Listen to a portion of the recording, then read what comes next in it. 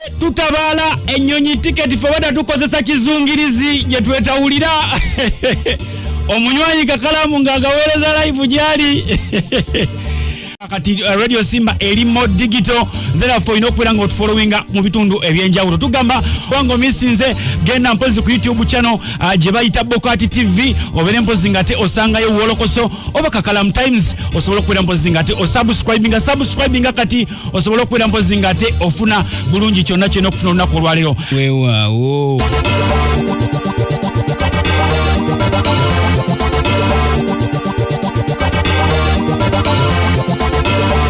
mu biseera bino byennyini buli muntu yeebuuza korona agenda ddi era buli muntu yabuuza tuva ddi mu karantini kale nno n'abayimbi bwe batyo buli omu yeebuuza embeera eneeterera ddi babeere mpozi nga baddamu okkuba ennongo bw'atyo ne mwana mulenzi Eddie Kenzo nga mpozi ono naye yali ategese ekivulu kye bwe kito ne kitabaayo olw'okubeera nti ebivulu byonna byali byawolebwa olw'okwewala okusaasaana kw'akawuka ka korona Bambi Kenzo eno gyali naye agamba mbu ekintu si kirungi embeera nneeno yamusanga agenze okukola lyasozi mpozi ateze ekivulu eri mpozi giyite mu Ivory Coast wabula agenda okugira bwati ng'ekintu kisambye eddagala wabula wano wasabidde Katonda ayambe ekintu kiterere akole kubanga embeera gyalimu embeera si nnungi yeetaaga ku kasente God wishes kumanyika entegeka za Mukama sinyangu fe abaana damu abantu b'emunsi kizibu nnyo okutegeera what is next because we don't know what is happening tomorrow but if all goes well we will do our festival and we are praying we pray during the winter obulamu buba sad tuba mu nyumba most of the time people don't greet one another everyone is minding their business buli muntu munyivu and it's the same story right now in Africa and Africa we are known to be happy so we pray every day so that this thing goes away it is a disaster for us. Okusinzira ku Eddie Kenzo twakuleetera ku mulundi gulinga abawagizi batandise okulaajanira abayimbi babeere nga babaddizayo at least mu kiseera kino nga bali mu kiyumba kubanga babawadde akasente kangi nnyo nga babakola ki nga babawagira Eddie Kenzo agamba ndi bonga bo tebalina kyakuddiza bantu bano olwansonga sente ze bafuna ntono ate bazikolerera wabula mu nsonga ng'eno kati bannya b'obufuzi abalya ku ssente z'omuwi w'omusolo be balina okubeera nga baddiza abantu kubanga bo ebyabwe si bya muwi wa musolo nange kati ffe ssente ze tufuna nnyingi zo siganye naye ssente tuzizaayo abapande baali bagamba nti tuddize eri abantu naye kyandibadde kirungi nnyo abantu ne basooka ne beetegereza ani awaayo era alina kuwaayo ajja okuwaayo kuva mu busobozi so omuntu enanga obusobozi abulina abajja kuwaayo naye abayimbi bakozesezza amaloboozi gaabwe okubonyesa enjiri ekyo basooke bakikubire mu ngalo then alinamu ku ssente nga ye Mukama yayamba abadde yasevinga era emirimu bajja kugikola mostly nze ndowooza banditunuulidde nnyo ba politicians okubanga bakola omulimu ogwo but not the artists are messengers but the politicians are servants representing abantu that's why they are paid a monthly abantu abo bafuna sente nnyingi nnyo bogatta sente zaabwe zebafuna omwezi simanya ate biki bayinza n'okubamalira mu miliyoni nga 35 almost so omuntu ng'oyo afunidde emyaka 5 aba tasobola kuddiza ku bantu be then abayimbi musooke mubaleke musooke mugambula politician baze omuzigo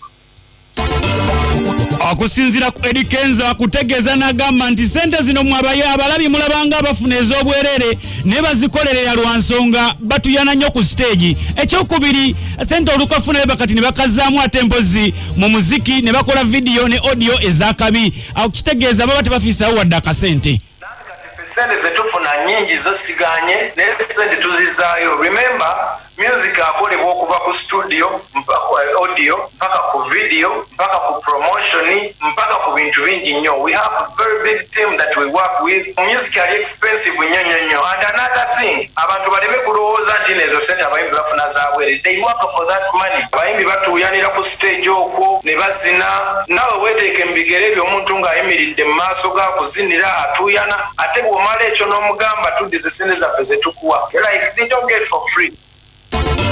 Okusinzira ku Eddie Kenzo agamba nti bawagizi mmwe mujjeewo akajanja olw'ensonga nti mutandise n'okubavumira ku Facebook nga mulingamu abagamba nti mmwe mubewa ennyimba ze bayimba bagamba gwosobola mwe musobola okuyimirira ku stage ne muzina ne muyimbira mu bantu ne mutuuya n'okutuuka boxer okubeera nga Uganda tebayina respect from the fans most of the time. That hurts a lot because these people work for this man actually. They dance for you, they sweat, they compose, they heal your heart, they make you happy. And still the people don't appreciate. Batunulira kyofuna ne beerabira ky'oteekamu. Ne naye yeeteeka mbigere ebyo ng'oyimiridde mu maaso ge ayimiridde mu maaso g'akuzinira. Ndaba nnyo Facebook ng'abantu bayisaamu abayimbi amaaso muddize ssente simanyi abayimbi kino buli muntu ayogera ku bayimbi babavumira obwereere. I think musicians deserve some respect because they put in a lot. This is a very, very big job to do. It is not easy to stand up in front of people. Notandika okuzina bw'otuuyana bantu ne balaba n'empale nga zisaze mu ntaale. Eddie Kenzo ayongera okubeera mpozi ng'ataka kanagamba bantu mwe abeepankapanka singa lukyalumuka gavumenti n'eteekawo n'egamba nti buli alina oluyimba oba ka vidiyo konna aka artisti mu simu y'akaderiitinge temulinza okufiira mu karantini gye muli mu biyumba byammweyo nga temulinayo basanyusa.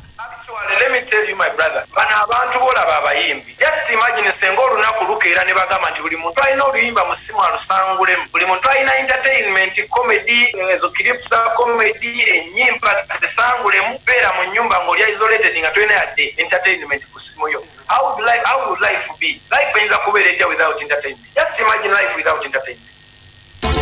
Okusinziira ku Eddie Kenzo ayongera okutegeeza n'agamba nti ku kiragiro kya gavumenti kye yawa mpozi buli munnayuganda asigaleyo gy'ali aleme kukomawo era nga tewaliwo nnyonyi up to now egwa ku kisaawe entebe ng'ogyekeeza emigugu. Agamba nti ye akiwakanya ne sekuwakanya lwa nsonga kuno kubeera nga kubaleka babonaabonere ku mawanga kubanga embeera gye balimu si nnungi. Abantu abasinga bali mu transit nga bali mu kudda waka ekiragiro bwe kyatuuka eri buli gwe kikwatako bwe ziti ennyonyi zakka wansi ku ttaka ne zijjamu abantu bano kati bali mu nsi ze batamanyi na biki bizifaako.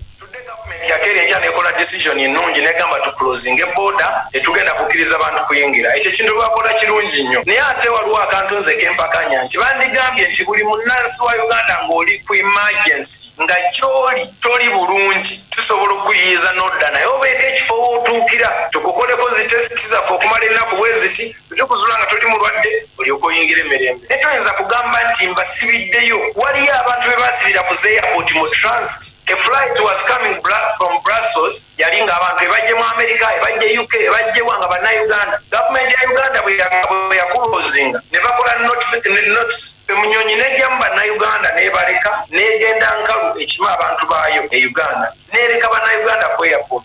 Omuntu oyo oba omulese omanyi yavuddewa omanyi agenda kubeera wa omanyi agenda kubeera atya. Ekintu ng'ekyo nkiwakanya nti ffenna tuli bannansi naye gweomanyi eno kye tuliko fe omanyi tuli emmere gye tutalyanganako. Bantu beno bafumba ebintu byabwe enjala ekutta ne baleeta ekintu nga tokirabangako tomanyi nawo kitandikira.